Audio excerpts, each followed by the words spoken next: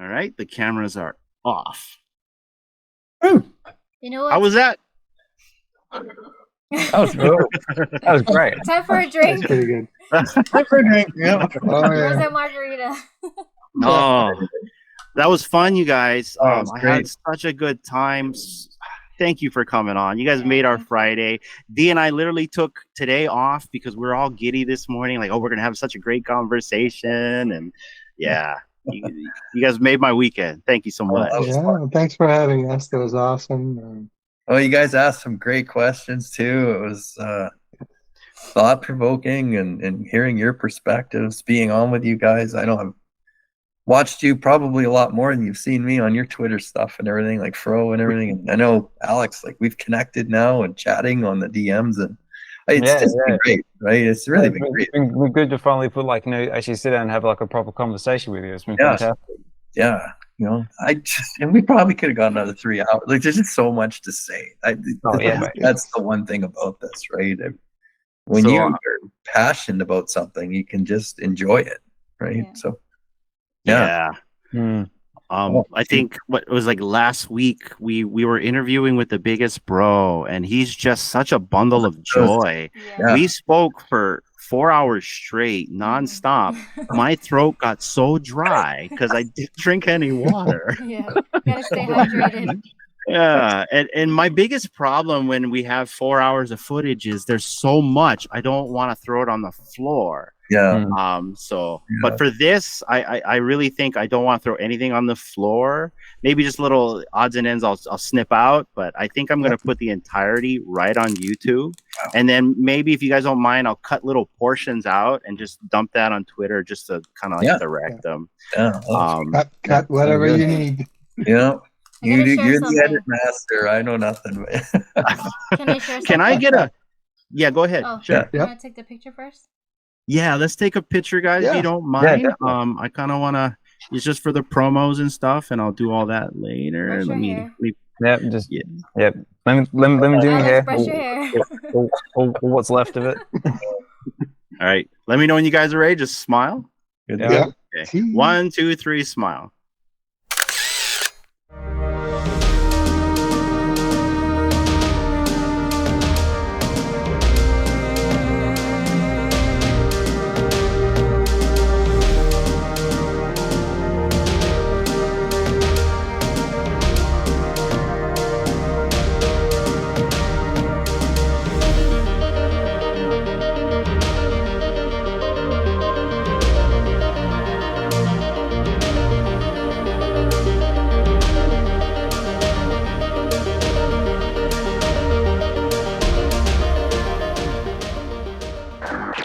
Hey everyone, welcome back to another episode of the Real Uncommon Podcast. I am your host, Hinano. Thank you for joining us today. And I'm your co-host, D1 and Only. And today we got a few special guest co-hosts with us. We have the smooth talking, poetry spitting, Fro Ecomi. And we got Mr. Ultra Rare, Osman Collect 63. Thank you, co-hosts, for joining us. Today's episode is a bit different. We're going to be focusing a lot on the community, but more specifically, the friendships we've found and made through VeVe. So our special guests today both have their stories to tell. So please help me in giving a warm welcome to Chris and Mazer. Hey guys, welcome to the podcast. Hello, everybody. Thank you for having us. Yeah, thank you for being here. We kind of like to joke around with the community that we are the basement below Sleepin's basement. So I'm pretty sure you guys are used to the cold. So thanks for coming, guys. It's a special episode, everyone. Today, we kind of wanted to have a round table with a bunch of friends that met in VeVe. I don't know if you folks have seen, but around the Twitterverse, a lot of people have been stating that they're leaving, selling their collectibles. FUD is all over the place. And there has been a lot of negativity that's just been going around our community. So Dee and I kind of wanted to get together with our friends and kind of show the audience that, there's more than just people leaving. There's people not only staying, but continuing to buy looking for the deals and just having a good time in this community. And so that's why we're all here to just kind of talk it out and, share our perspective. So thanks, guys. Yeah. And I'm just going to kind of kick it off with the first question because it very fascinates me that both you, Chris, and Mazer met, on in VeVe, and you guys have become good friends. So could you kind of explain to us how you both met? Denny, you want to kick it off? Sure. Actually, we met through the same channel that while listening to my collectibles with Aaron. And then nice. I saw his profile. I saw Chris's profile. And then I think during while we were chatting with Aaron, I suggested he should come up to Vancouver, buy him a beer or something. Eventually we did. And then I think Chris has kind of noticed that I was actually from that area as well. And then we've kind of hooked up a little bit later for more beers.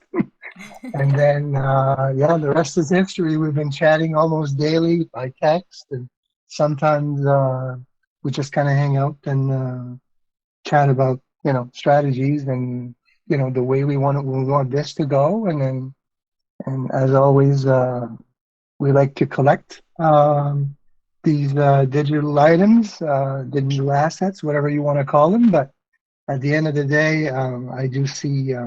We both do see quite a bit of value in those IPs, and I'm definitely not leaving. Nice. Nice. Up, it's like I've collected comics since I probably read my first one when I was 5 or 6 years old, and then started buying them to hold and stack them. I guess stacking back when I was 12 years old, right? But then all of a sudden this comes up, and as Denny mentioned, we met each other through Aaron, and we've shared many stories, strategy discussions, and talks. Today, I think we've texted each other back and forth probably 4 or 5 times on, what happened with Tarzan? What's going on here? And it's just constant, but so much fun.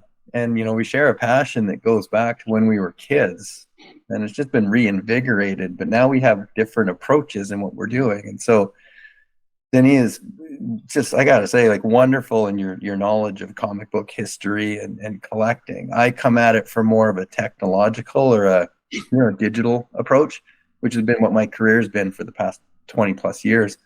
And we just bounce these ideas off each other. And it's just, sometimes you just have to go for beers and just lay it all out. But, and then that led to, what was it? 2 weeks ago, we had the VeVe Vancouver meetup. Oh yeah. And just like this, everybody that we met is fantastic. It's just fun. And to your question earlier about leaving, I found this at the comic book shop while we were meeting with Rot from what is he? Metaverse Life. Metaverse Life. Ah, nice. I'll just grab this. Like, we're not leaving. We met in the it's called Golden Age Collectibles. It's a pretty famous comic book shop in downtown Vancouver, and then all of a sudden Roth, like, he's a big guy, and he just walks in. It's like the Terminator coming in. Is he tall? He's about 6 foot, but 220. Wow. Oh, Guy's wow. buff, right? And He he look walked that way on his pictures. Yeah, right. Yeah. And He's we a must big boy. have spent an hour in the comic book shop. Buying comics, going right back in time. And then Aaron walks in for my collectibles, and it was just hugs all around. So Awesome. am I going anywhere? I feel like we're just getting started. I'm no intent to go anywhere but where we are right now, more. So that's why I'm so happy and proud and humbled that I'm on this show. So thank you. No, thank you, man.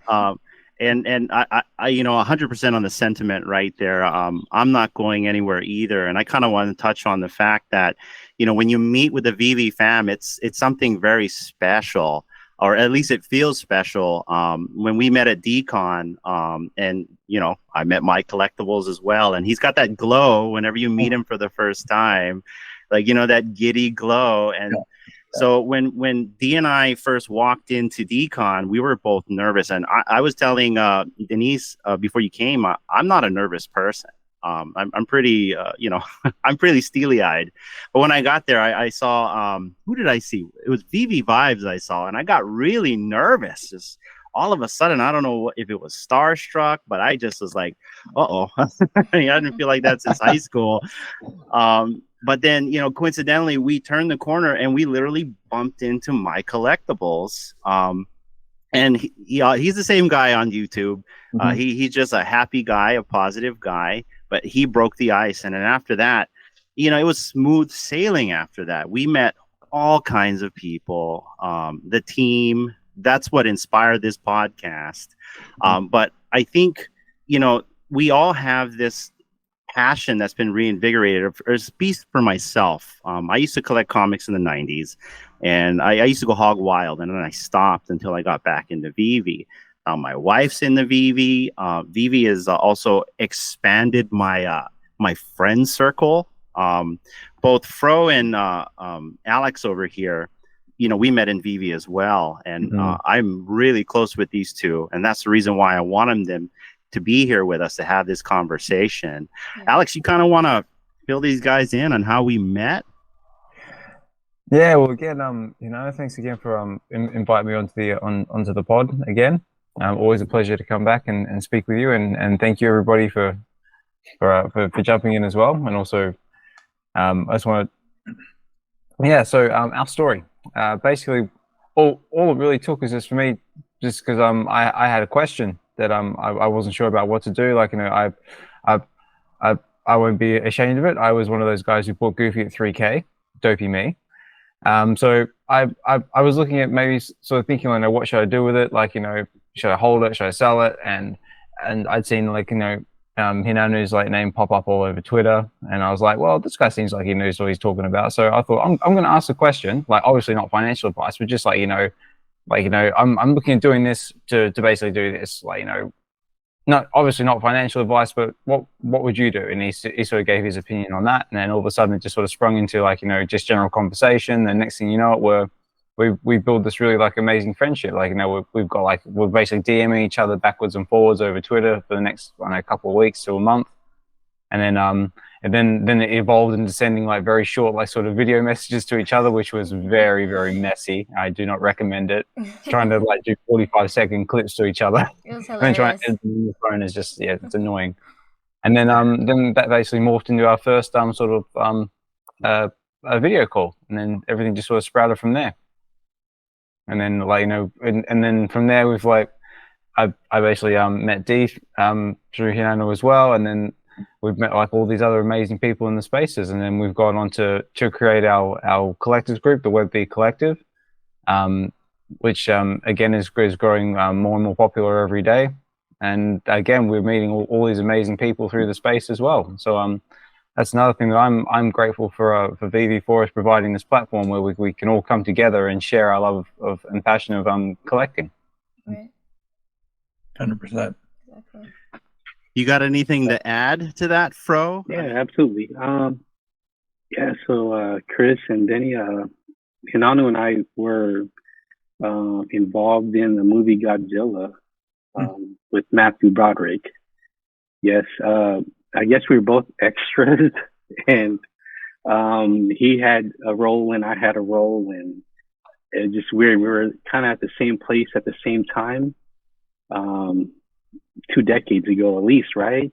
And Yeah. But yeah, so it just through the podcast we're talking, and that kind of came up, and it kind of strengthened our bond of wow, it's we were meant to connect. It's just not back then. It just wasn't the right time, it seems like.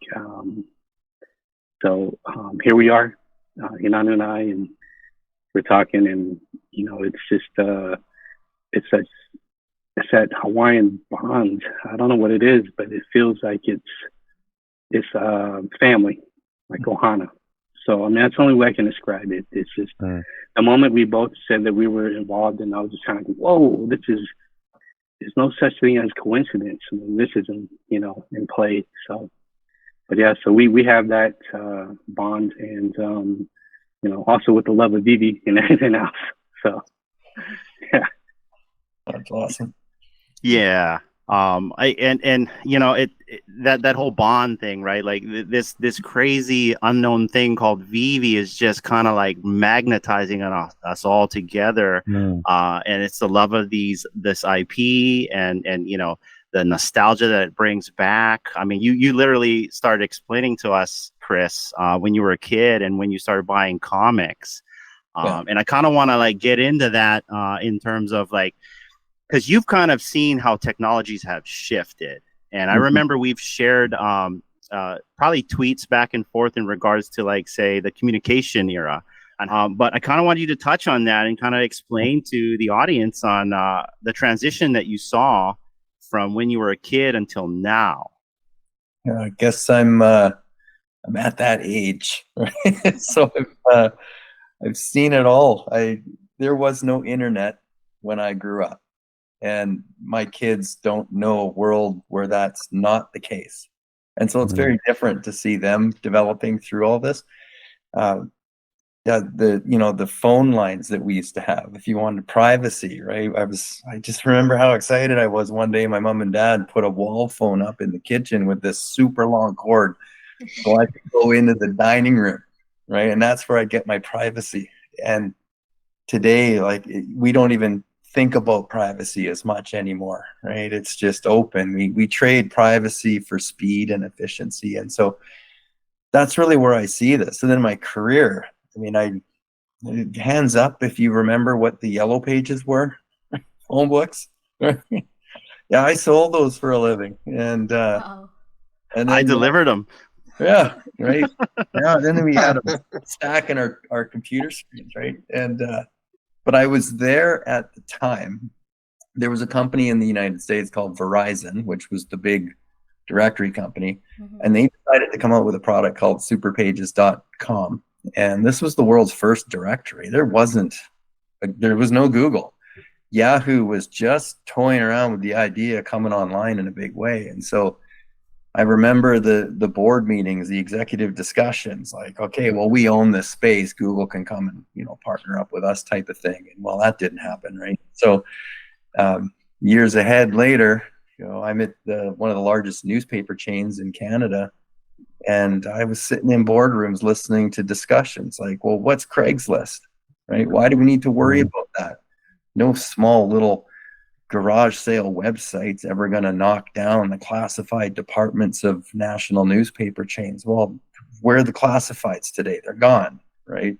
Newspapers for their most part, phone book, all this stuff. And so I kept watching this happen over and over and over. And then all of a sudden I come across VeVe, and it took me a while to get into it. I downloaded the app. I watched it for months. I didn't get in too fast, but I saw the same thing happening. This is going to disrupt not only the comic book industry, but the collecting industry. And it's natural evolution.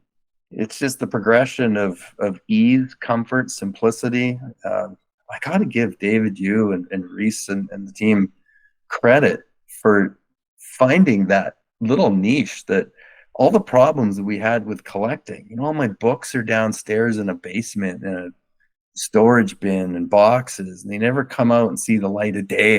They're hard to sell, right? I feel proud that I own some of them, but you know, unless Denis comes over and we pull the boxes out and show each other, it's kind of limited in the utility. And so for me, that's where I'm at with this. I've watched these things come and go. I see the pivotal point where we are right now, and it's taken a bit longer. I'm not concerned about that, right? I've been collecting for 40 years. What's being a few months, I mean, a couple years late on these deadlines and all that, doesn't matter. So what I'm collecting today, and this is where, you know, Denis and I even, you know, Osmond, we get into this a lot when I get, you know, tweets and conversations with everybody. It's like, okay, why this piece today? You know, what am I doing with this? Is this a long-term hold? Is this, you know, I don't flip a lot. I think I've maybe flipped less than 1% of anything I've bought. I'm trying to accumulate, right? But that's just for me. I'm seeing it from the technology side. This is going to be easy for everybody to do, and you're going to bring in a lot of people that are going to start to figure that out. It's taking a little longer. It's hard to mass market when you're still trying to get production and all the things that they're doing to build the app that are the promise points and all that. But yeah, for me, you're going to see that happen organically. It'll come. So. Yeah, technical progression takes its time. When I think it was 2004, 2005, I've been in the communication business since '99. And so I used to climb poles, and I was a sewer rat, and I ran cables underground. So I've done it all. You've done it. I've done digital and TDM all the way to VoIP, and so VoIP as in internet phones, and so that was the next scary craze here in Hawaii. Internet phones. We were one of the very first hosted PBX providers, internet phone providers in Hawaii, and the phone company did everything in their power via marketing to halt that. Internet phones, it's spooky. Your phones will never work. The internet's not trustworthy. It's, yada, yada, yada. But in time, that technology has not only made things better, we are on that technology right now, guys. This is another form of internet phone that we're on, but visually. And it's made life easier. During the pandemic, what did we do? We were on this type of medium to communicate with everybody. And it's only made life better. But it took the progression of that technology to actually, come to fruition. So patience and a little bit of, gut feeling goes a long way. But what about you, Denis? What do you think about that? What's your perspective on this? Yeah, my perspective on this is, I guess what brought me in was, I guess through crypto first. I've invested in crypto here and there, just try a little bit just to see. I wanted to know how the mechanics of it, how do I open an account, how I manage to transfer funds from my bank and then can I actually transfer it back, because in Canada sometimes it was not obvious which bank allowed it or not. So then I managed to find a way, but I kind of kept me informed through Cointelegraph or any other online news outlet that was providing anything crypto. And then, of course, NFTs. I could see what was going on in terms of the craze about NFT. And it's still, for me, it was still kind of complicated to try to figure it out. But then I saw something about VeVe, and I was talking to a friend of mine. I said they're supposed to come up with Marvel. And so I didn't do anything immediately. I think it was in March or April. And then I kind of looked at it again in probably early August, and I saw something, and I thought, oh, okay, so they're doing the first Marvel Mighties, I think. And then I decided to log in, get my own account. I thought, oh, that's quite easy.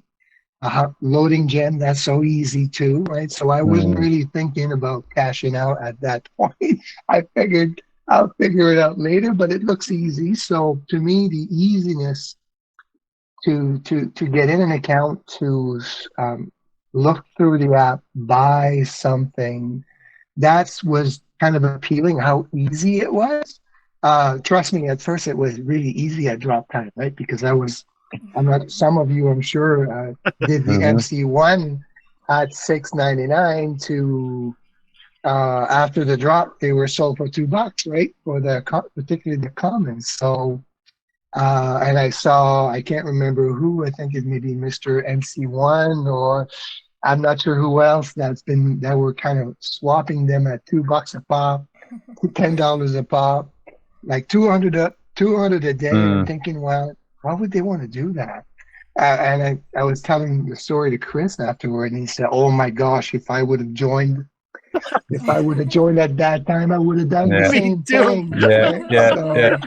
Hindsight 2020. Because they came to $600 or $700 a pop at one point, right? Yeah. I don't know if I would have sold that, even if I had 200 in store, but at the time I thought, okay, well, maybe this will indeed go to the moon. But and then so I'm like Chris as well. I buy them. I don't normally sell them unless Chris and I are more of a different kind of beast. We are looking at specific historical numbers and numbers that really kind of matters to a certain extent. So when I do grab something off the drop that doesn't really have any meaning for me, it's just like a random mint, unless I get the lowest of the lowest mint, which I never do get at drop time, then I try, if I can, to flip it. It's been hard to flip anything nowadays, right? Because unfortunately, people, for whatever reason, tend to turn around and sell under the price that they've actually paid at drop time, which I just don't get, but it is what it is, right? So, but for the most part, the people that I've met, the people that I follow, that I kind of listen to, I listen to both sides. I've both sides of the coin, as long as it's constructive criticism.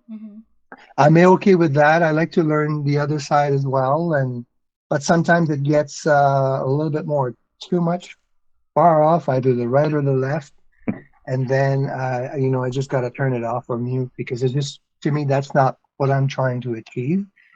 Yeah, it could all go to zero. I get that, but I'm kind of here I'm enjoying collecting comics, something that I started reading in, I want to say, late 60s, early 70s.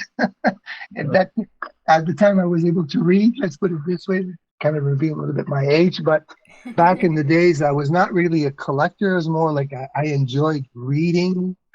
And for whatever reason, whatever comic book was pumped in my local comic book store, I felt like the Fantastic Four were kind of the Avengers of the day. Until I saw a little bit more of adventure stuff. But for me, I was following more, it's weird, it's strange, but I was following more Fantastic Four than the rest. And then, the Captain America, the Hulk, and everything. So I kept on reading and buying them, but I wasn't really taking care of the comic books either, right? So 50 years later, I just stumbled onto VeVe, and, I thought, oh, maybe I can kind of collect something that could potentially be worth something one day, but at the same time, the price point was good, and so that's the kind of collection that I've been kind of gathering so far. At least I tried. What about you? We bought one together too, though, right? That was that friendship thing, right? That the 1962, the ASM rare, Yes. that number 4, Sandman. Like I didn't have the gems laying around. It was in between, when I budget and stuff like that, right? Yeah. And then Denise like, hey, did you know that's for sale? Like, oh no. Budget break again. He's like, let's go halfers on it. And so Awesome. Worked a little plan, and we bought a collectible together. There's so many different things that you can do in this app. I would have never done that. I've met him, right? So I think things like that, it's just been great. And then bouncing numbers, like Denise' point about historical significance and whatnot. Every once in a while, he'll send me something and he'll be like, okay, what do you think about this? I'm like, well, it seems to be off a number. He's like, oh my God, you caught that. And vice versa. And checks and balances, is that the right date? Where did you verify that? And, but that's for me, the fun part of this. As a comic book collector growing up, it was getting on a bus with my friends, going downtown, going to Golden Age Collectibles, hunting through boxes, looking for the 1 or 2 books that you were looking for, what was hot in the day. And then going to garage sales. People would just put stacks of boxes out, and you'd be going through and go, oh my God, he doesn't even know what he's got here. It was like treasure hunting, right? And then I get asked this every once in a while.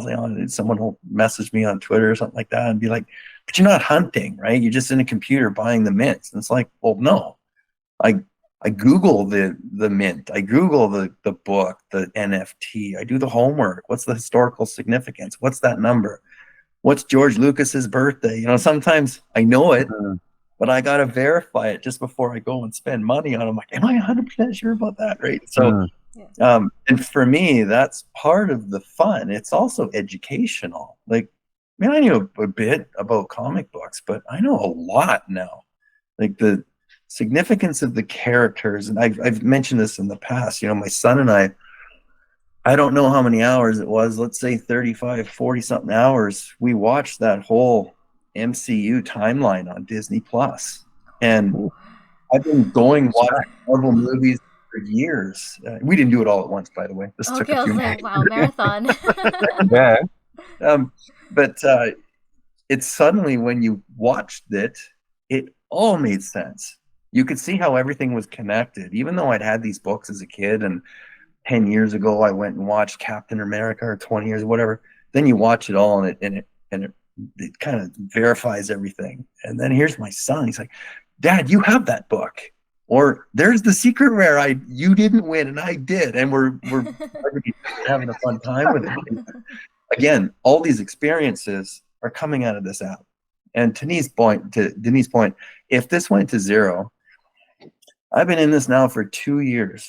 I'm talking to some amazing people right now because of this. We connect on Twitter. I got one of your $1 drops, Hernando. I think that's how we first met, right?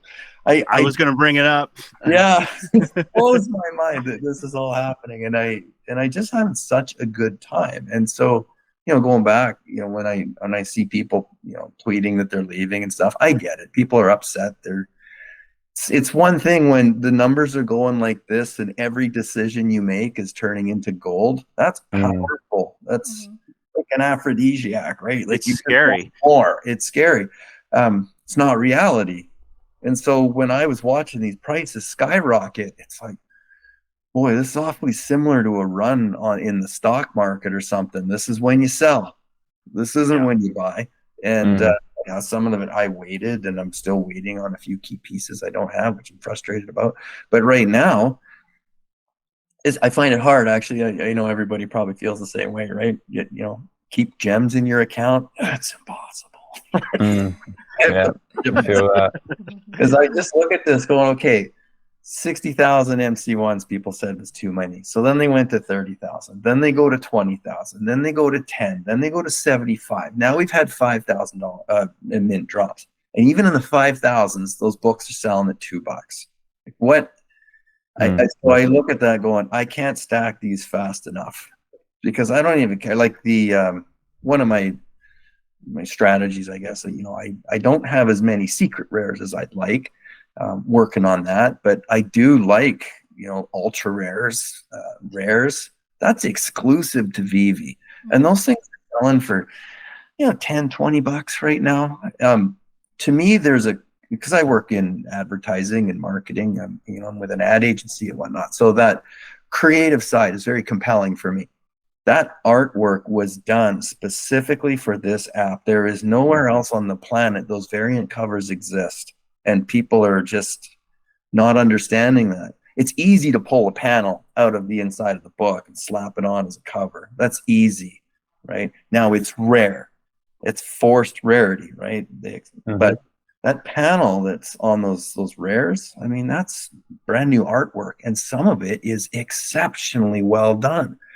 You know, one of my favorite covers in the app is the Alpha Flight #1, the original, the rare, the black and white, how that penciling is done. It's just beautiful. And I'm a fan of the black and white too.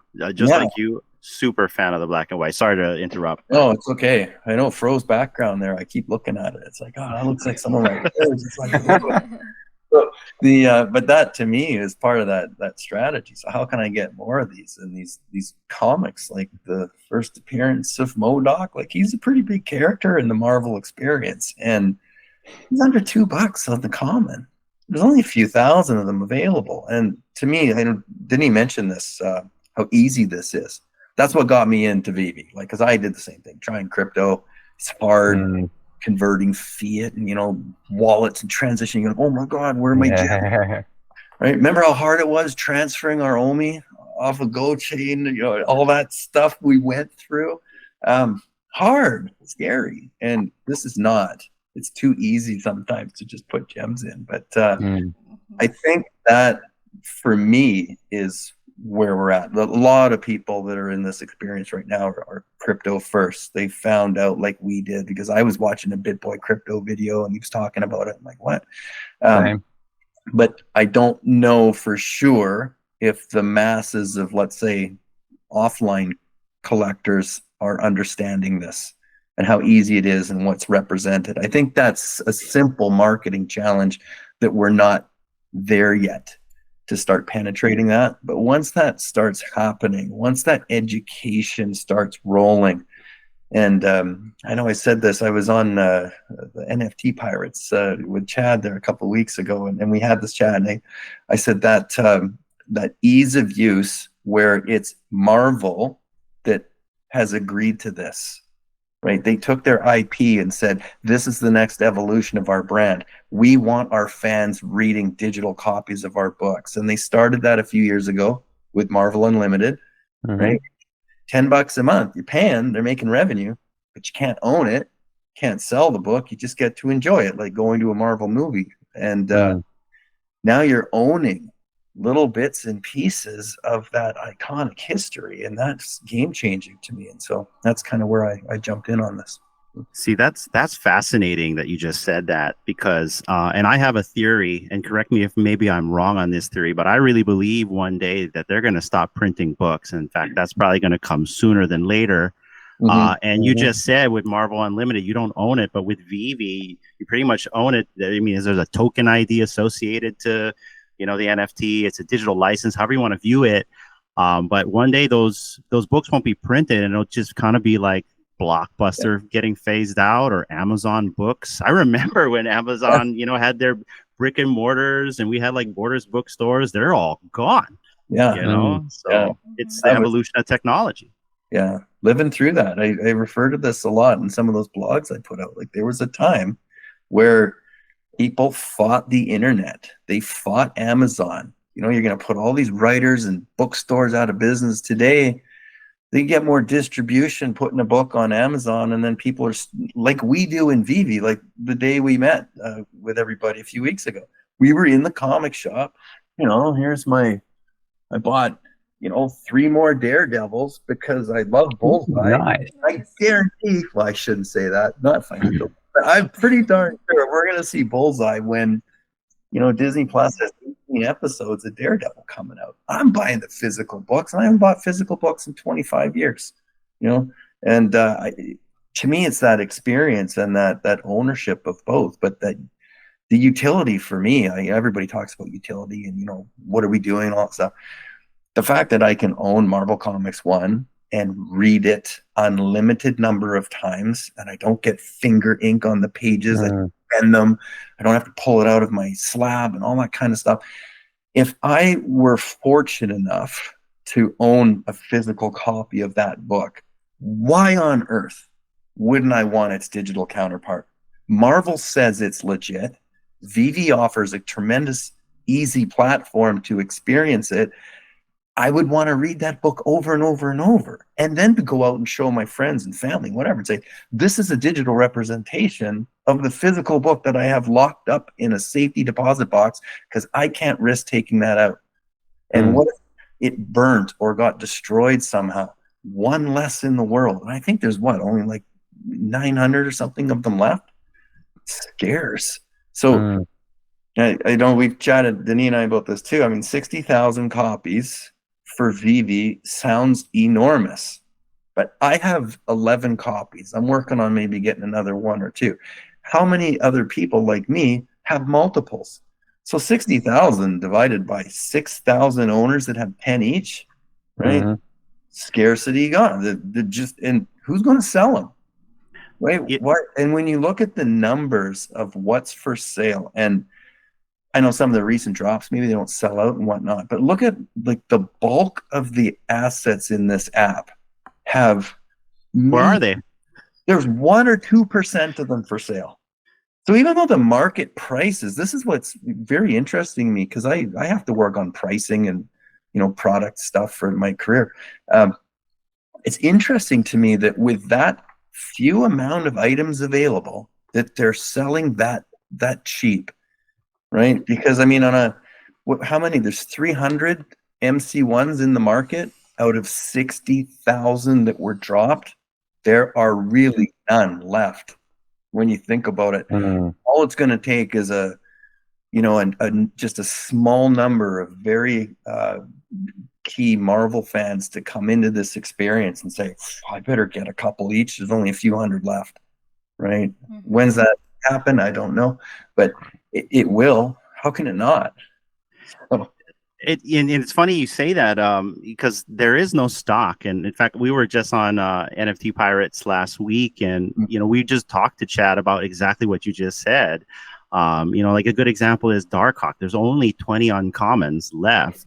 Yeah. And if everyone is flooring their collectibles and comics and running for the hills, why do we only have 20 uncommons left?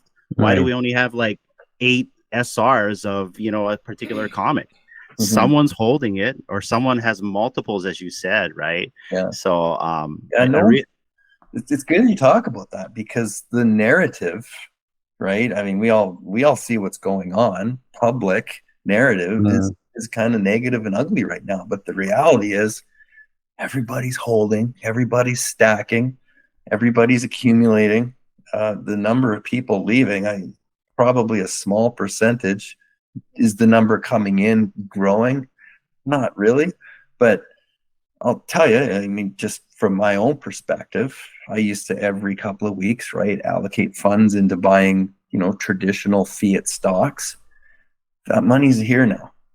So maybe I was buying AT&T shares before. Now I'm buying Boba Fett's. It's just, I only have so many dollars to go around. I got to be careful where I put it all, but I see that value better. Like, I'm actually buying the IP as opposed to buying stock that goes up and down and whatnot, but I'm buying multiples, dollar cost averaging, all the principles of financial investing I've been doing for 20, 30, 40 years. It's now here. And, I don't know. I believe in it, knock on wood. But again, if it all fell apart, this would probably still be here, right? Friends. So yeah, absolutely. So. Oh yeah, 100%. And it's a good thing too that we're here and we have that positivity. And I kind of want to go to Fro, because Fro, you're a man of positivity, and after hearing everyone's perspective in terms of investment strategies and collecting strategies, what is your perspective on what you just heard? Great question. Chris brings up a great point too.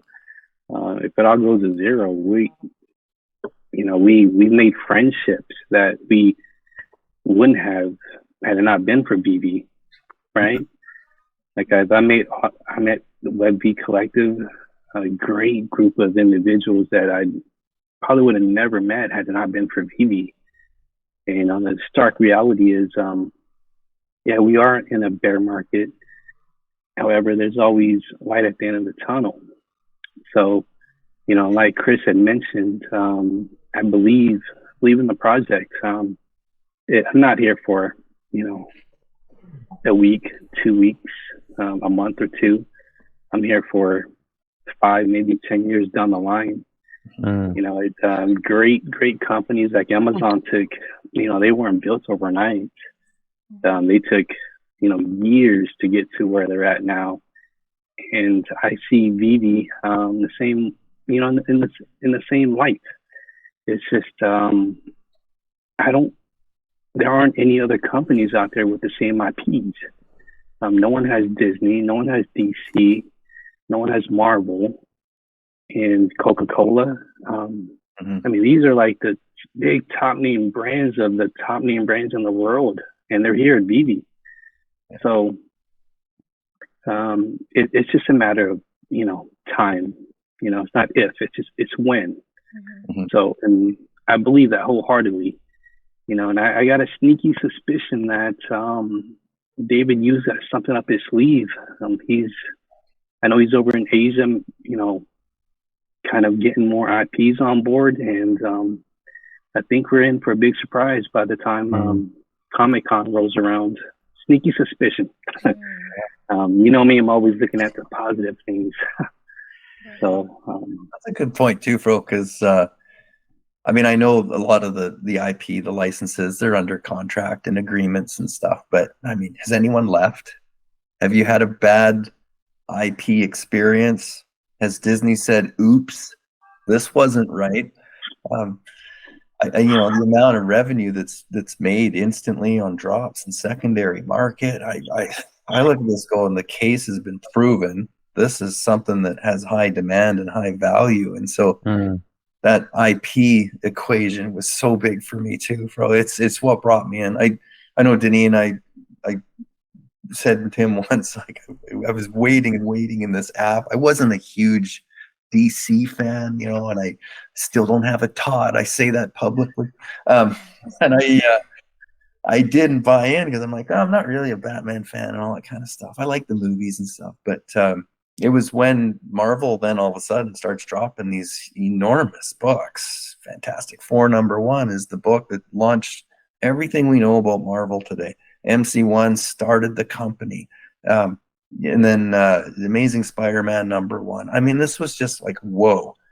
That was my aha moment. And then all of a sudden Star Wars and Universal and James Bond. I just like, wow, what is happening? I said this before, right? How are they doing this? These are too big. It's so hard. It's so hard to get any company to buy into anything. And they're just like, sign me up, right? I know that Al Khan thing, that was brilliance getting him involved. And to me, again, that was, I mean, a lot of times you buy into companies because of who's on the leadership team and you believe in the person. And I believe in these people. So I don't know. I thought that's got to be something. I'm going to pursue this, and that's how I got into this. And to your point, and I know years ago, right? We're installing ISDN lines and EX and all this kind of stuff, and chat lines were hard on the phone, and here we are. We're using the technology that's available to us. None of us had to call in early and pay dollars to book our time, and this is seamless, and we don't even think about the underlying technology. And that's, to me, as a technology marketer, that's the next evolution. NFT as a term, it'll go away, but the technology is built now. Like Web3 is here, and it's helping the internet improve in efficiency because that'll be transactional based, monetary based, and all that kind of stuff. And I just see it like you won't even know that it's an NFT is an NFT. It's just going to be your mortgage papers. It's going to be your car lease. It's going to be any contract. Movie tickets. Yeah. And you'll be able to store them and keep them. And you won't worry about losing them or having the ticket in your pocket and it goes in the wash. Ruined, right? So all of that's gone. And it's just an evolution of simplicity is how I see this. So owning the first pieces that, of historic IP that are connected to that, to me, that's the exciting part. So, and everything trailblazing is going to have hiccups. You're going to fall on your faces trying to do it, right? I mean, the past literally tells us that you're going to fall on your face only to make it better. Right. Osmond collects. Alex, you've been a little bit quiet over there. Any thoughts on the perspective? Yeah, no, it all. I mean, no, I've just been been quietly listening. Like, obviously, like when you were talking about like the rare and ultra rare exclusive covers, I know that you're sort of speaking my language there because that's one of the things I sort of focus on as well. And that was something that I could relate to as well. Is that the rare and the ultra rare exclusive covers are something that sort of draw me to VeVe. And yeah, I believe as well they're sort of undervalued as well because you've also got like that double whammy of sort of scarcity where you've got like the exclusive covers and also the low edition runs as well, and also for the popular like characters and titles as well. But and also as well what you were saying about like VeVe's like sort of the way they sort of draw people in is that it is easy. Like, cause like I myself, I first came into the space from just dabbling in crypto and I sort of like heard about the OMI token, and then that sort of drew me into VeVe as well. And then one thing that sort of kept me there is having like, you know, the ease of use and how easy it is to use. Like, you know, I've got my credit card, I see something I like, I push pay, I own it, done deal. Whereas if you try and mess around with something like MetaMask and converting like, you know, USD DC to Bitcoin and trying to pay that way, and you're right, it scares people and people don't like it. Yeah. And that's one thing that's really and the risk of screwing up along the way and losing your NFT in the process. exactly. Yeah. I mean, and me personally, I've done that too. Like, you know, where I've gone to sort of like, you know, I've gone to transfer like, you know, one cryptocurrency to another, and you put in the wrong wallet address or you miss one digit and it's gone, and you're basically, yeah, it's game over. Yeah. Whereas with VeVe, it's much easier.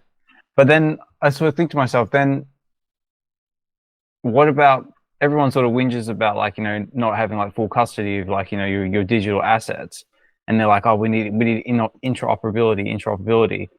Do you think if people had interoperability, would they still use it?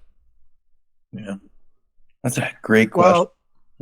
Well, the way I kind of look at it is, you could maybe have the ability to advertise that elsewhere, say OpenSea, but then the only way that the item could actually be transferred is the person actually open an account on VeVe, because otherwise it's a 2D image, or so 1D or 2D image, it doesn't even move. You can't rotate it. It becomes just a picture outside of the app. So the value is inside the app, in my opinion, right? So exactly. Yeah, I agree. I think long term, I mean, that's the talk and the hype about VeVeverse and Metaverse and all that kind of stuff. I mean, eventually, that's how I see it, is that you will come to VeVe because that is where this IP resides. And if you want to play Metaverse games and whatnot, it's all going to connect through this platform. And I mean, I still agree. I think, Alex, you might have said that we're years probably until we're really seeing that as a 100% immersive experience. The first time when Apple drops these glasses, they're going to be $2,500, $3,500 a pair. Absolutely. I bet Dr. Profit and maybe you know, Sanjay, they'll probably get a couple of pairs, right? But the rest of us be like, man, okay, hold on. Do I get a Walt or do I get these glasses? But I do see that as a neat evolution. So for me, yeah, interoperability, it's a term that's going around a lot. I know it's a crypto term. It's important in the crypto world. But as a guy that values the safety and security of where my Mint 83390 MC1, it's stored in this app and it's protected in this app. And I don't have to worry about the transferring it to a wallet and losing it and goofing it up and having it stolen and whatnot. It's with the manufacturer, and if the manufacturer screws up, there should be some recourse to that. So I just for me, it's safety, and I know where they are, right? I know where some of my cryptos are in my wallets and all that stuff, and I know where these are, and I can use them, and I read them. I use some of the animated NFTs with the family. You know, we do the augmented thing. We put the pictures, and that to me is the fun side of this. And it will get better. I'm sure of it. You know, one of my favorite shows as a kid was Lou Ferrigno as the Incredible Hulk, and they painted him. This guy would go to the gym and work out, right? If I'm not mistaken, Natalie Portman in, you know, that latest Thor, she was CGI'd. She didn't even go to the gym, right? It wasn't even her arms on TV. So I see that as that's evolution of just character development, right? And now we, you know, when you see the Hulk in the MCU and stuff, it's pretty awesome, right? But it's still the original. Like, I know where did I say this? You know, this is like the Atari game system. Yeah. It's early, it's the first games. But boy, were they fun. And why are they fun? Because they were so easy. Yeah. Right? One stick and one button, right? PlayStations almost look like space. It's complicated. You know, I'm a child of the 80s and 90s, so I grew up with like the Sega Master System was my very first Yeah. you know, game console, although I did grow up playing Atari, you know, and that was a blast, and it was so revolutionary, right? You know, you go to your friend's house and like, this is a video game, you Yeah. know, and you had that big what is that big stick joystick, and Yeah. so The 2 buttons. Does anyone yeah. else remember pole position in the video game arcades? Right? 7, 8 seats you would sit, and you'd be in a race car with the other 8 people beside you, but that was it. Right? There was no go home play connectivity like we have it today, but you know, just progressions of entertainment value. And to me, this is entertaining. I'm having a blast right now. I gotta say, guys, everybody, this is so much fun. That's good. That's good. Thank you. To we me, that's try to right. go ahead. Go ahead. Yeah, I was gonna say. I was gonna ask Dee too, because we haven't heard from you too much. But what got you excited about this? Oh, about VeVe? Yeah, this whole thing. Oh, well, Hinano's the one that got me into it. Yeah. It took me a while, of course, to actually like start messing around with it. But what really got me into it was I was able to get comics and have them to myself because as I mentioned in other interviews, like when I was growing up, my brother, he was one with all the cool comics and all the action figures and all that. So I was a bit jealous of him because I didn't get my own, and I didn't like playing with Barbies at all. So so now I got the opportunity to actually have my own comics and collectibles. So yeah. Great. Yeah. So I mean, you can see, right? We're all from such different places, but we have these common threads that all together, and this community side is, I mean, it's a blast, right? So yeah, it's a lot of fun. And to kind of touch on what Denis kind of first kind of pointed out in terms of how he got here and how you guys got here, I did not come from crypto. I actually came from the stock market. So holding things for a very long time is super easy for me to do. In fact, I don't even blink an eye when it comes to holding an asset or a collectible or whatever. I was one of the lucky few that got into Tesla stock really early. And I bought, what was it, 2017, D? I was buying it for like around $50 a share, and we've gone through how many? I think two or three splits. Yeah. So Wow. and I kind of joke around, not as to brag, but as to like, you know, holding does matter. And you know, they always say do your homework, and in the stock market, obviously, you're going to do your research on companies, their balance sheet, and you know, all that good stuff. But doing your homework in VeVe is fun. You know, it's like when someone says, "Oh, do your homework," I'm like, I'm glad to. You know what I mean? Like, where can you actually go and study like IP, like certain comics or certain collectibles or Boba Fett, right? Like you just said, you know, you're not buying ETFs or anything like that. You're buying Boba Fett's, right? Well, what's the history of Boba Fett? Well, let's find out because it's fun. Stack that guy. I don't know. That's like the most popular. Aaron at My Collectibles, he's got that little white, the clear glass case with a set of like physical Boba Fett's in there, and he's just like, I don't get what you're all doing. Everyone's buying this, this, and this, and then like in the real world, there is no greater Star Wars figurine for total gross sales and revenue than Boba Fett, and there's millions of them out there. But they continue to command price. They continue to demand sales, and man, here we have him in this app. I just like, it blows my mind. Like the stuff cheap. Cheap. No, boy. I know. I just got the May '83. You know, the Return of the Jedi mint. I just got the night for like $11. I can't believe it. Right? Do the homework, right? Just look at your mint, Google it, see what you got, and because I know it's from a stock trading perspective, it's, to me, I look at what's going on with some of the prices. It's like free fall panic, get whatever I can. And well, if you believed in the app a year ago, 2 years ago, it's only gotten bigger, stronger, better, more revenue, more technology, more capabilities, more future things coming. And you flooring stuff that, I mean, that was an $80 drop, and people are selling it for $10, $12 right now. That's not how profit works. And it's we, the market, that dictates what the prices should be. The only reason the price goes lower is because you decide to sell it at a loss. I mean, that's market mentality. And then chase, it's like, oh my God, it's going down. I better get whatever I can right now. That's not me. I'd rather say, well, I bought it at 40. Now it's at 10. I'm going to buy 4 or 5 more, and my average is going to be about 15. Yeah. Okay. And then wait. Yeah. Like you said, wait. Right. So, Yeah. You know what's interesting is everyone's saying the app's dying. You know, VeVe's going to zero. But why is VeVe still adding more licensors? Why are licensors coming to the app instead of leaving? I don't know any other big licensor that's left. Disney isn't packing their bags. You know, DC isn't packing their bags. Universal, Coke, they're not. And then we just got more Peely Fantasy. We're being hinted that we may get something big coming soon. We just got Lambo.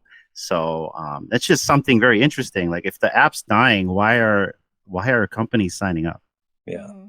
Because I think they see what's coming, right? I don't know. It's I'm gonna put it out there. I know DU mentioned it, but I think maybe we're gonna see Barbie. Right? My daughter would love that. Yeah.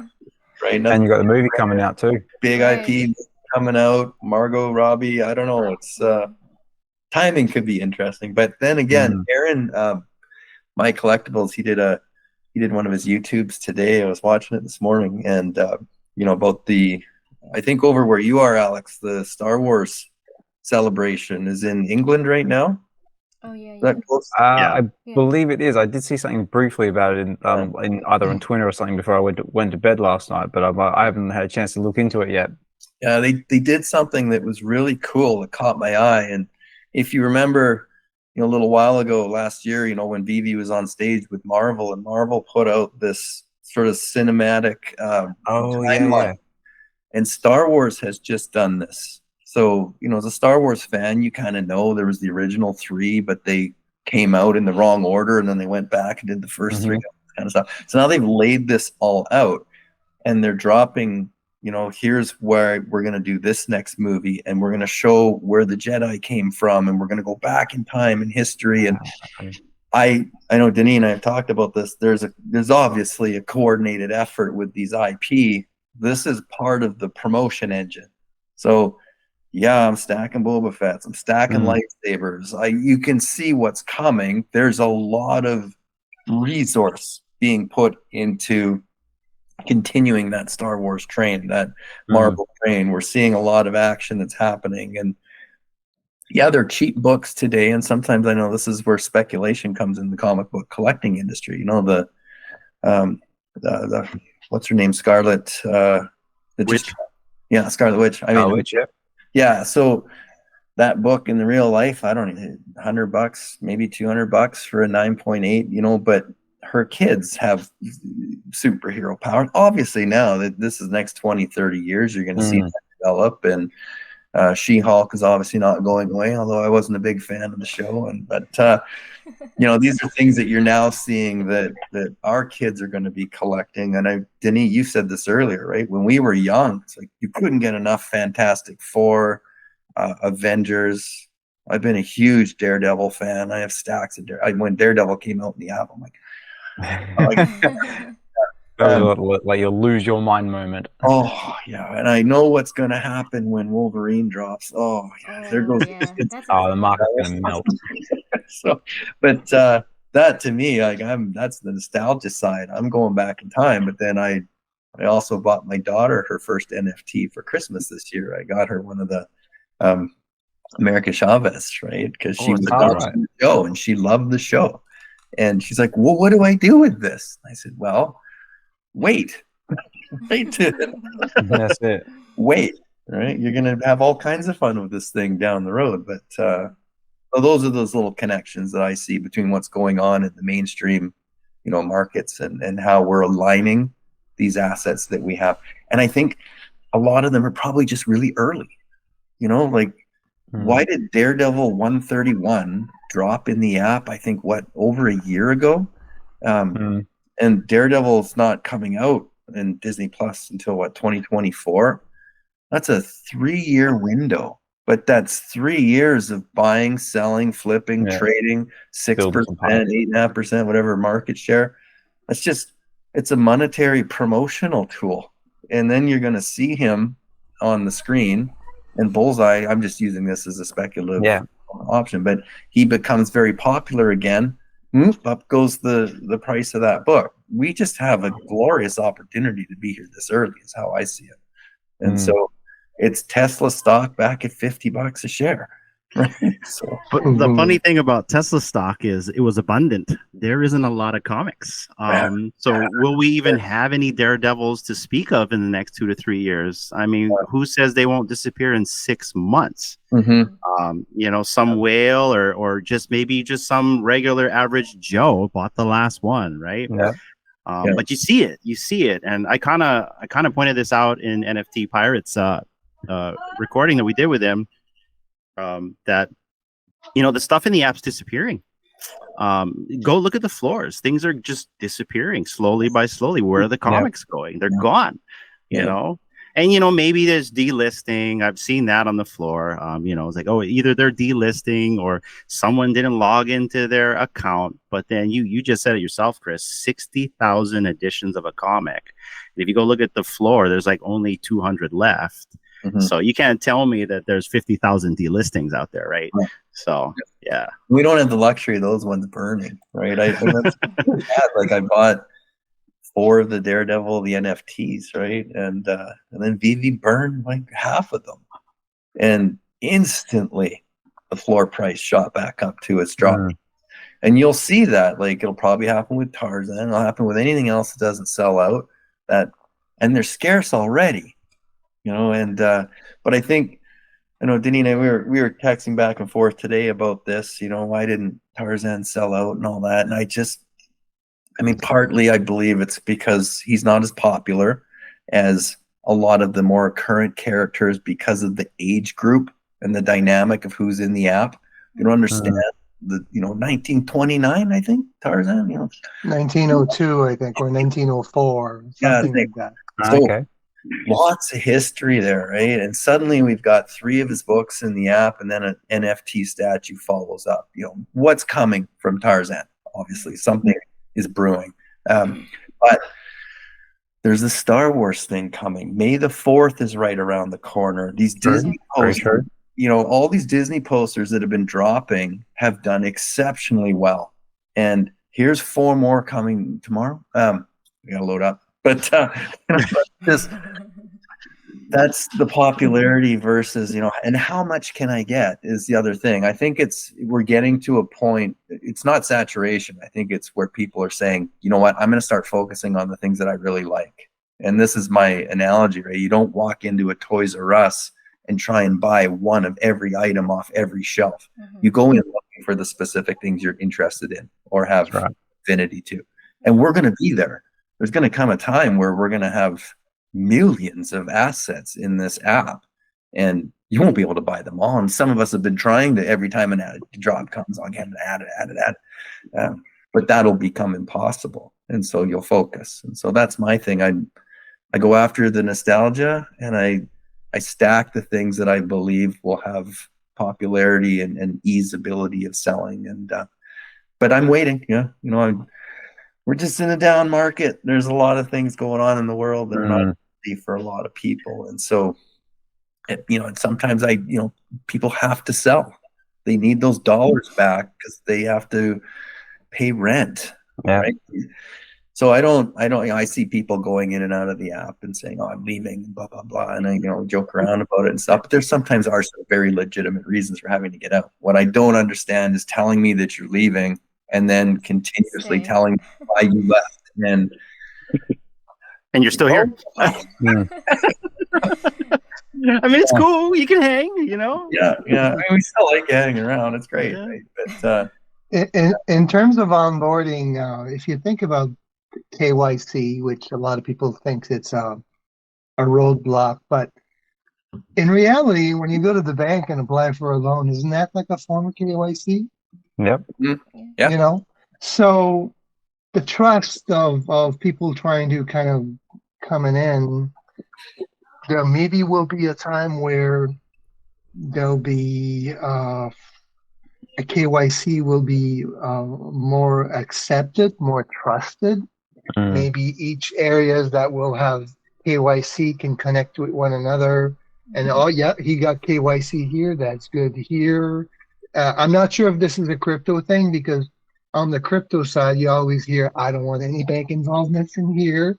I like it decentralized, right? This is the Yeah, concept." yeah. But in order for additional traction above, say, the curious, like most of us were curious about this project and we got in and we dove into it because there were products that we kind of liked. But there's a fan of everything. There's fans, tons of fans of Tarzan's out there, Sesame Street, and so on. Those are the typical ones that we've seen that are particularly Sesame Street. Everybody knows, but still, it hasn't really sold fully. So you're kind of wondering, okay, so what's going? Is it too pricey? Too many editions? Not enough members?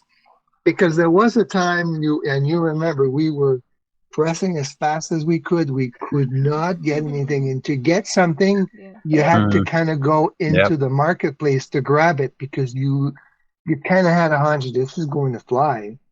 And now there's less users, and I guess to a certain extent more opportunities to purchase, actually multiples. But sometimes you see the price kind of dip afterwards. So if somebody were just purely stacking, regardless of the mint numbers, a lot of drops, except for the grails, say, you could literally wait until the market opens and then actually buy and stack it that way instead of stack it at $6.99 or at $10 or at $20. Right. So the strategy has changed for all of you, I'm sure, over time in terms of how we approach. Like, okay, you're right. You gotta read what the product's about. Is it a grail? How old is it? What is the value of it in the real world? Comics are the obvious ones because all those comics have a real value, but it doesn't always equate to the same thing on the app. There's, say, Avenger 8 versus, say, the latest Tales of Suspense 39, which one is valued super high, yet the dollar value in terms of the commons and so on is kind of quite a bit less than Avenger 8. Doesn't really mean that everybody's got to drop Avenger 8 and drop the price on purpose. Nobody wants to do that, but it's strange how my strategy has changed as well. So I do watch what I've spent. I try to keep some gems aside because I know either the price will drop or I'll find a mint number that'll pop up a week or two after the initial drop. I'm not saying I will always find something, but it is so the initial onboarding, going back to that, is like once there is a more embraced way to accept that KYC is something that is a trusted thing for the normies. I think that's what they call them, right? Because the thing is, right now you can tell that most of us came from either a crypto side or some sort of investment side, right? But somebody that was just outside of that is kind of looking in, and maybe they've signed up on VeVe and just watch to see what happens at drop time, and then see what happens in the marketplace, and they just kind of look at it as, okay, why is it going down below the price? Why would somebody want to do that? But at the end of the day, it could also be, for a lot of us, it's actually an opportunity to grab something at a cheaper price than the drop price, and in the hope that at one of these days to hold it long enough and maybe sell it, right? So here's a question I've been mulling because it's never really been spoken. I know you get extra points for buying something in the store on a drop, but what if it came out that a Genesis mint is going to have some sort of added value? because it's the original. And we don't really have anything narratively like that right now. But, you know, from an art perspective, if you were to go into an art gallery and the artist paints you a picture and you purchase that direct, like that's like buying at the source, right? That's incredibly valuable, particularly if that artist can't recreate that over and over and over. And the one-on-ones are a great example that VeVe introduced, right? But what happens if, you know, I minted a Cookie Monster. I just thought, this is the first educational IP we've seen on the app. This is a big deal when they say they're believing in NFTs, right? All of their educational materials probably within the next few years are going to be NFTs. So I said, yeah, I'm just certain things I would like to say that I have a Genesis mint of. And sometimes the mint number is not great, but to Denise' point, then I'll go into the market and I'll wait. If it dropped at 60 and now it's in the market at 35.40, I pick another one up, and now they're both averaged out at below retail, but I get a mint number that I want, and I have a Genesis, and maybe I'll try and get one more, because I still believe what David said once, one to hold, one to trade, one to sell. Yeah, so that's right. Because I look at my comic book collection. I have one of each. I never bought two of a book. I bought one, and I probably read it and devalued it and ruined, right? But now it's like, okay, like I said, I've got multiple MC1s. I've got multiple Daredevil 1s. And Aaron, I watched him the other day, just like anything that was under $3. Buy. Stack 25, 30, 40. He knows. From an investment math perspective, it's probable you're going to make a higher return buying a low price common than a secret rare. And I know the secret rares are down about 10x right now, but the commons could go up 20 to 40x because they're so inexpensive. And if we go back, even not to the all-time highs, but 50, 60% of what those were, there's going to be a lot of financial movement on those lower valued assets, and people are giving them up right now. And it's, like I say, it's hard, you know, like pick a book, you know, what the Tales of Suspense that just dropped, you know, the secret rare is about anywhere from $900 to $1,000. There's not a lot of buyers that can afford that, but the commons, the rares sitting around $40, a lot of people can do that. And that's where your inventory is going to get dried up.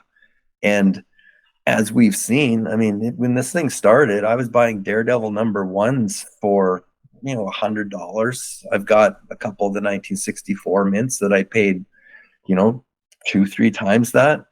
It didn't matter to me. It's like, oh my God, I've got like a 1964 mint of this favorite character of mine whose book probably worth $500,000 in the real world. Why wouldn't I spend a couple $100 on that? Right. Now his book's at $15. So of course, every week I add a couple more, and that one that I paid $200 for is now valued at like $75 because my average has come down. I didn't sell it. I just found a way to help the financial position on it, right? And so, because I still don't have the secret rare of that, but you know, when that's $700, $800, $900, I can sure stack a lot of commons for that same investment and rinse and repeat. You know, in a couple of years from now, when we go through the next cycle and we're back down again, and because I learned from last time, right? There's some people I know, we've met some of them that did extremely well on those Walt statues in the beginning. And I'm like, so that's anyway. So. Yeah, it's fascinating that you say that about you know, some people don't have the gems to go after secret rares, and you're right. And so I try to put myself in the mindset of the new user, because we're like the existing users, and I try to equate sometimes VeVe is kind of like the cable company, and we're just kind of like the existing users, and you know, we're sometimes we're not going to like the customer service, but you know, that's just kind of how it is. But if I was a new user, I don't think I would be going after a secret rare, especially if it's like 900 plus just to get my entry point in. I'm going to go after something cheap. Like, you know, MODOK, FA MODOK, you can buy that common for $1.85, right? And it's a pivotal comic. Why wouldn't you buy that for $1.85? So I think the new user will go after something like that. And then when that dissipates, because there's not much left on the floor anyway, they're going to go after the new stuff. The old stuff will either be gone, or you're going to pay a really pretty penny for the old stuff. Yeah. I like Alex's strategy too, because what happens when the secret rares are gone? What's next? The ultra rares. That's right. The Modoc, I think the ultra rare right now is $16. You know, 13. 13. Yeah. My God, Yeah, it's pretty cheap. 2x off its drop price. And it's also well designed, you know, from an artistic standpoint. It's a nice looking cover. There's some good work that went into that. It's scarce. And scarce. And at some point, someone is going to come in and buy up all the secret rares. I don't think it's happened yet. Like, we haven't had one asset that's completely sold out, right? But I think when that does happen, that'll be a big news event. It's like, cleared this all out. And then, of course, everyone will rush in to be the first back into the market. Yeah.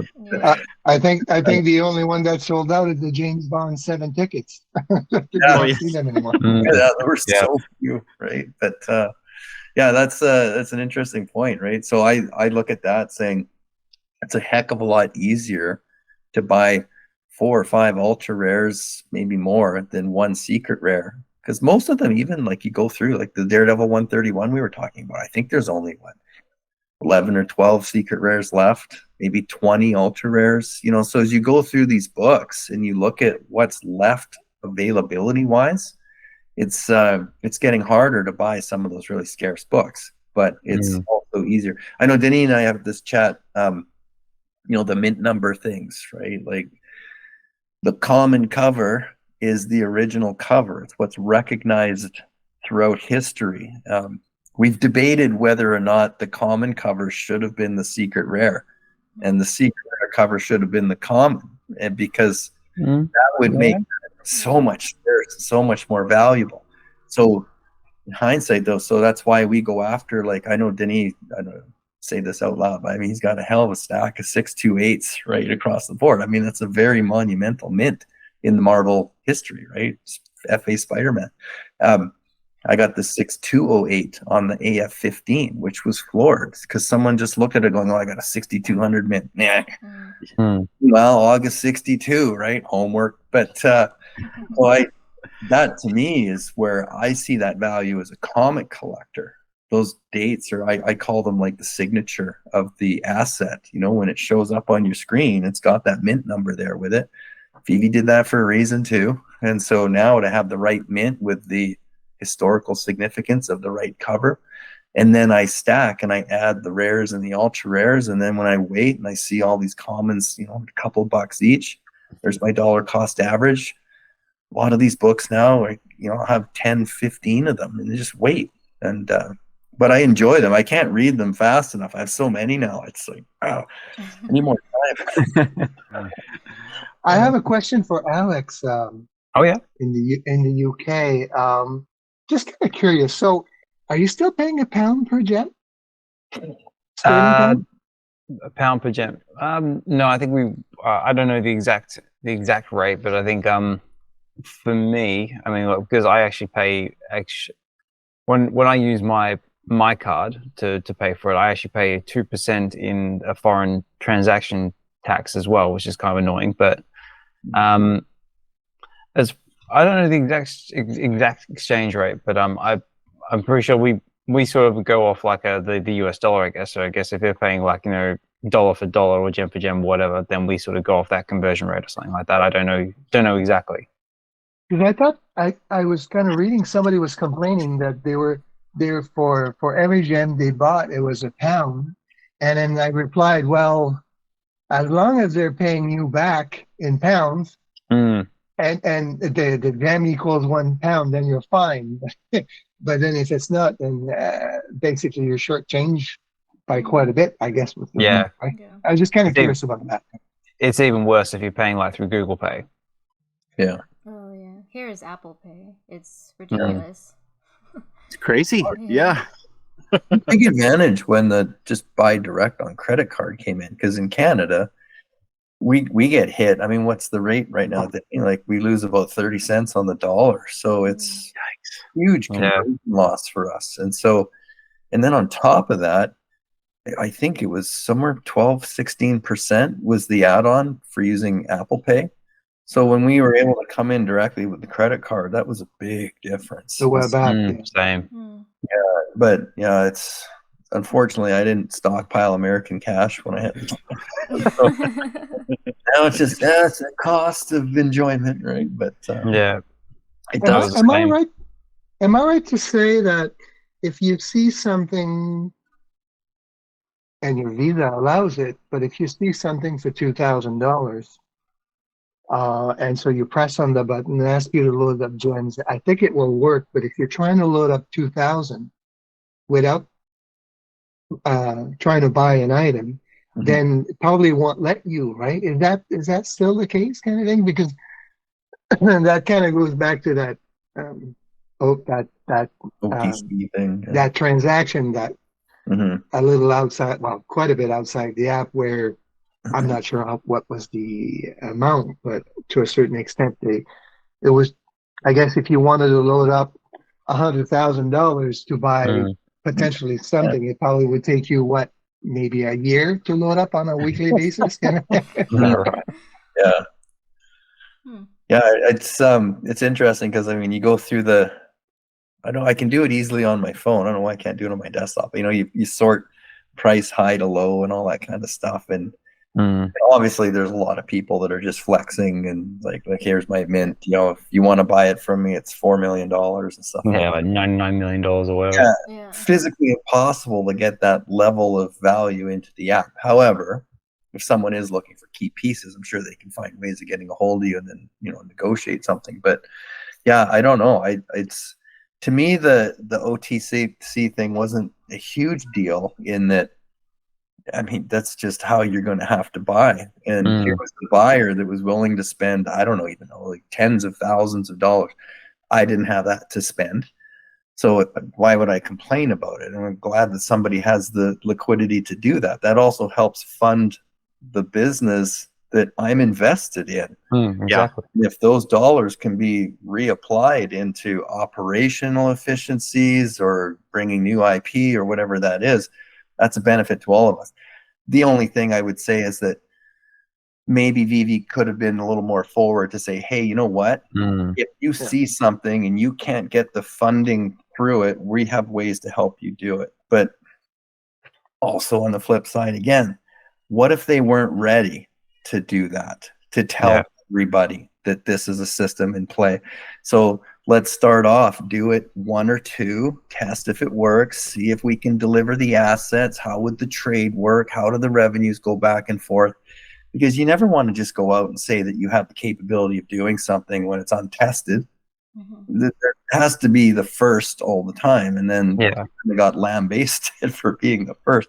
Whether or not that person is now out trying to, you know, hawk what they did and all that stuff, that's up to them. But from my standpoint, I saw it as a bit of a positive development for the company, that someone's going to come from a hedge fund, millionaire status. They're going to look at this and they're going to say, I'm not going to spend, you know, an hour sitting in the market buying individual pieces. I'm going to say, I want to buy 10 of these secret rares. I can't get the funds into the system to do it. How do I make that happen?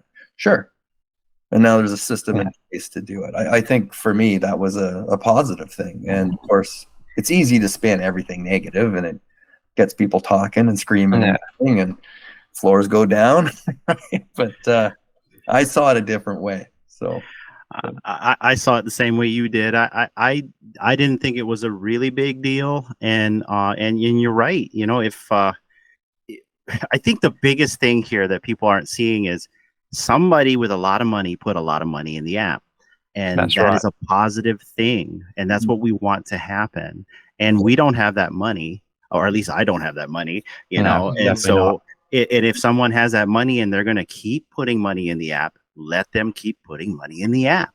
It's just, you know, I mean, where's the negativity in that? But you know, that's just how the community is. Sometimes there's always a fire that started somewhere else, and then, you know, there'll be something next week too. Of course, I mean, our space is exciting, right?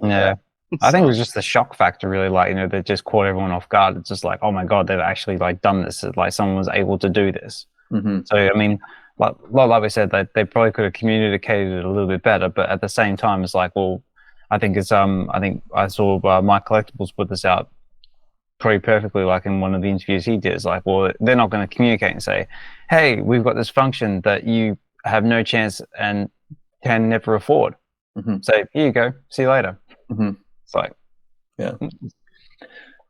Those types of totally agree. things happen all the time, right? It's just it's the way it is, but it's still, again, right? We're early in our development. They got to try all these things out, see what works, see what doesn't. But yeah, I agree. Like, to me, the news story of that is telling somebody that has the resources to come in and do it, that the company's willing to work with you. Like, no, you're forced to go through this challenging funnel system of payment that we have. And I think it'll be a benefit when we have crypto pay in. I think you're going to have people that have, apparently there's people out there with ETH and Bitcoin to burn, you know, and so they'll be like, hey, you know what? I'll come in and I've got extra and I can use this easy. I'll do it. We're just going to open up more avenues for moving revenues around, which I think is a great thing. So yeah, it's just more options, and people like options. Yeah. So guys, we've been at it for almost 2 hours. I don't know how long we have you, Chris and Denis, and trust me, I can go as long as you guys want to go as well. The only thing is, I kind of wanted to give Alex and Fro a chance to ask some questions to you folks. I know we've been kind of going all over the place, which is what we love, and why, you know, that's kind of how it is on the podcast. But Alex and Fro, is there anything you want to ask the comic gurus over here? Yeah, I'll go first.